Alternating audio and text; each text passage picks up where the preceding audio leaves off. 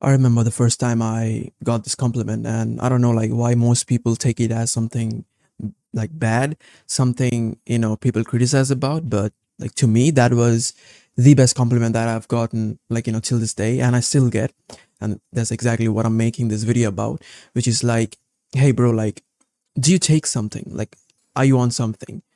And the moment I heard it is like an epiphany moment because in all this time I was chasing, you can argue like some natty physiques or like, unnatty physiques, but you know, for the first time I heard that, okay, my physique, is also something people strive for and people think that it cannot be achieved naturally, right? And that made my day, right? That absolutely made my day. And ever since then I've been getting steroid accusation every now and then, and I don't think like there is any higher compliment, completely based on your physique, right? There isn't any higher compliment than people giving you those steroid accusations, right? Which basically means that they believe that your physique cannot be achieved naturally, and that this video is exactly about how to achieve it. And some tips and tricks, right? It's not only about the muscles you work on, but there are some sneaky ways that you could make yourself look bigger, leaner, and someone who might be onto something. So yeah, let's get into it. And before we jump in, let's be honest, is that these are all artificial things, right? Like chemicals, PEDs, synthetic testosterone, all of these things are artificial stuff, that you have to inject those things in your body, maybe orally, or maybe you have to inject those things into your body and make yourself look stronger. But why do that when you already have your body, you can optimize your sleep, you can optimize your food intake, you can optimize your training, and after optimizing all of these things, all of those things, you can basically look as jacked as possible and someone who's onto something, right? So yeah, the muscles to work on, specifically, so that people think that you are on something, maybe PEDs or maybe testosterone, are here as follows. So let's talk about the first muscle, and in my opinion is one of the most important muscle when it comes to looking not natty, is that shoulders, right? It's all about having those 3D or like 4D, whatever shoulders. I have made an entire video when it comes to how to train your shoulders and get those 3D boulder shoulders, and I think you should watch it, right? But in this video I'm just going to skim through a little bit on each of the muscles that I think is really important for you to look not natty. And the first one is obviously shoulders, right? So focus on the side part of your shoulders, right? Side laterals, right? Cable side laterals, dumbbell side laterals, whenever, like, whichever the ones you're enjoying the most, do them, right? Make sure that at the end of your shoulder workout, your shoulders are absolutely burning. It even hurts to basically lift your arm, right? I mean, for example, I had shoulders like 2 days ago, and it's still is hurting a little bit, and I can feel the muscles are sore, right? Even after 5 years of lifting. So just guess the amount of intensity that I train with, right? And yeah, focus on the side part. Do some good upper incline, shoulder press, be it with dumbbell, be it with barbell, whatever you're feeling the best with it. And yeah, just do that. And also focus on the rear delt, right? Because without adequately grown rear delt, your shoulder will never get the look of those boulder shoulders, like the 3D effect, like a round object. Because think about it, if you have this part, if you have this part, and if you don't have the rear part, that's part of your back, right? If you don't have that, then how the fuck are you gonna get those 3D effect, right? So most people neglect the rear delt, right? I train rear delt 2 times a week, which is the 2 times I train back, right? And yeah, that's how I get big shoulders, right? Now the next muscle that people think and people notice first, even after you're wearing something, like after you're wearing clothes, is your arms, right?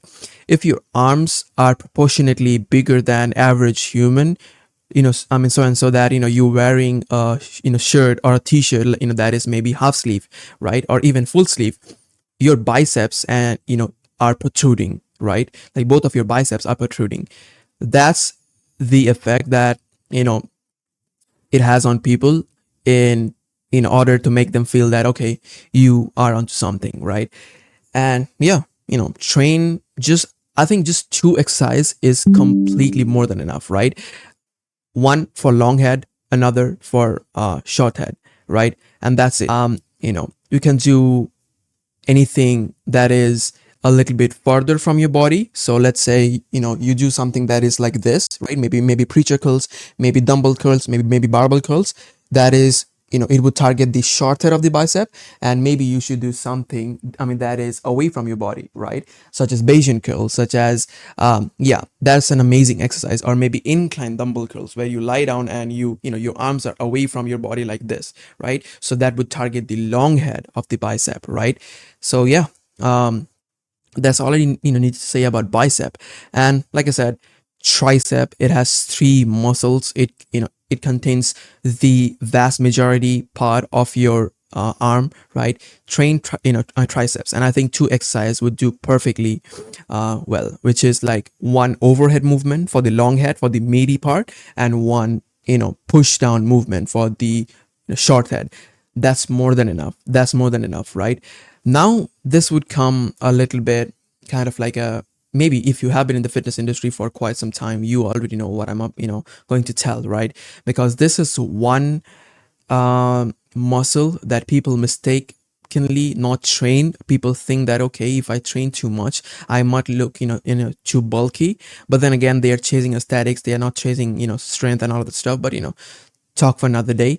But okay, so now let's talk about like what actually happens when you take steroids. First, so for example, most people don't train their calves, right? Most people don't train their forearms, right? What happens is when you take steroids, even after even the muscles that you neglect, they get trained really well, and you build muscle even in those areas of your body.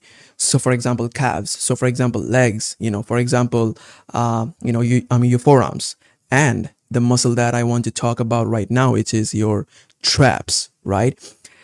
I have big traps, right? I have big traps, and without even trying to flex, you can see that, you can see this part. I have big traps, right? And the way I got it is kind of funny, because I never wanted to have big traps. Like I said, I was one of those guys who used to think that, okay, if I train traps, too much, I will get this, bulky look, and I would kill my aesthetics, right? Which is kind of true. Most models don't have, those model physiques that you maybe strive to achieve, they don't have big traps, right? And yeah, most model physique don't have traps. They completely focus on the aesthetics part of the looks, like the aesthetic part of the body. Like the whole aim is to look aesthetics, not being strong, not being jacked, not being like jacked in general, but just the aesthetics part of the body that is appealing to the female gaze, right? I've talked about all of this bullshit in my, I think the second last video that I made about, that I made in this channel. But yeah, nevertheless, traps, right? And like I was saying, the way I got it is I used to do side laterals with a horrible form, right? So you might have noticed when you do side laterals with horrible form, you get pain over here instead of here. Instead of your side laterals, you get pain over here. And the way it happens is, I've said this again and again and again, that if you choose a weight that is heavy, that you are not capable enough to pick it up, or if you do the exercise with the wrong form, your other adjacent muscles will get involved. So the other adjacent muscles when it comes to your shoulder is obviously your trap, right? So when you cannot lift the weight with your shoulders, your traps get involved. And that's what I did for almost 2 years. That gave me this huge traps. Like if you see this picture, like I don't like not only have like I not only have like big traps, I also have big rear traps, like big traps in general, right? And like I said, people think that I use steroids because I have big traps, right?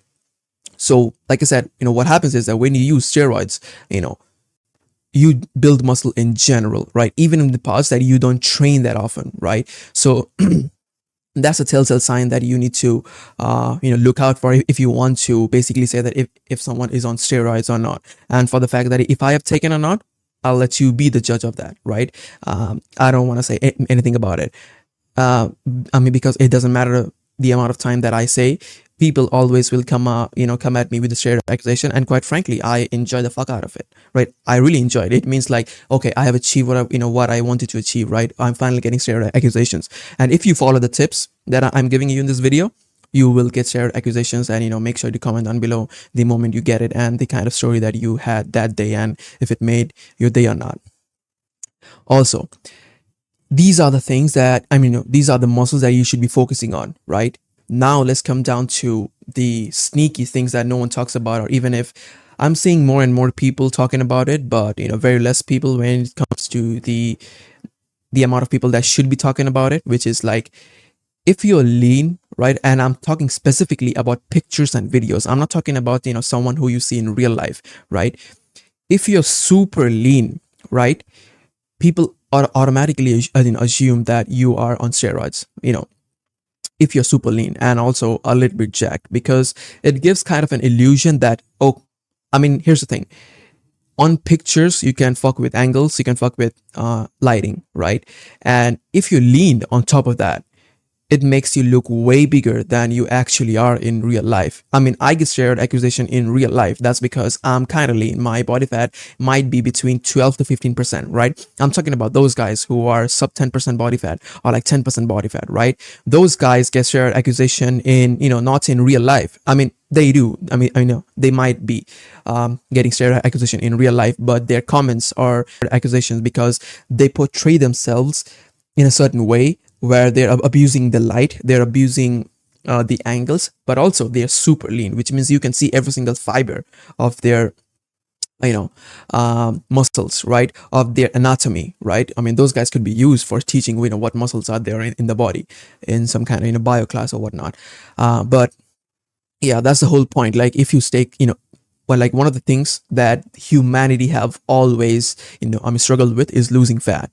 So if you see someone on Instagram, on like online, you see that, okay, he's shredded as fuck, he also looks muscular, he is onto something, right?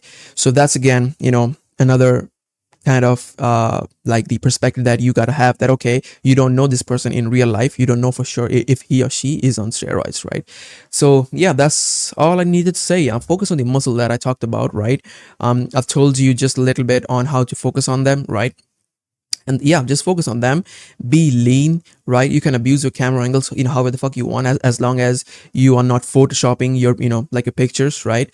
I use in lighting to my advantage all the time, right? All the time, I do it all the time. But then again, I not only get steroid accusations online, I get steroid accusations in real life. When people see me in real life, right, they know for a fact that I'm big in real life too.